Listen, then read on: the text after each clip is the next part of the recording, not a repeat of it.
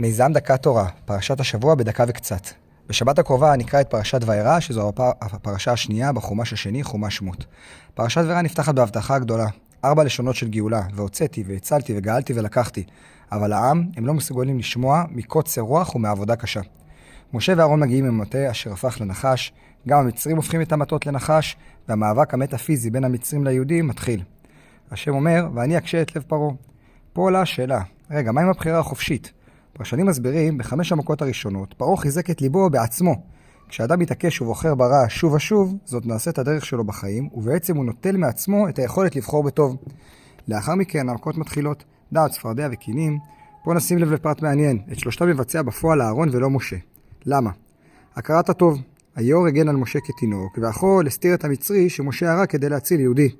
ולכן משה לא יכול להכות אותם. התורה מלמדת אותנו שיעור חשוב בהכרת הטוב כלפי המציאות הסובבת אותנו, אירועים ופרטים קטנים כגדולים. המכות הבאות, הערוב שהייתה בעצם חיות רעות שפגעו במצרים, והשכין שהתבטא בפצעים כואבים, כאשר לאורך כל הדרך יש הבדלה ברורה. המצרים סובלים ולבני ישראל אין מכות. פרעה מתחיל להישבר, מציע להם לזבוח בתוך הארץ, אבל משה מתעקש, אנו יוצאים ממצרים. המכה האחרונה בפרשה היא מכת ברד, אשר לפניה השם נותן אזהרה. הכניסו את האנשים והחיות למחסה. מי שעשה זאת ניצל, ומי שלא, נפגע. בסוף הפרשה, למרות ההבטחות ולמרות הסבל, פרעה ממשיך להקשות את ליבו, והגאולה האמיתית תחכה לפרשה הבאה. שבת שלום.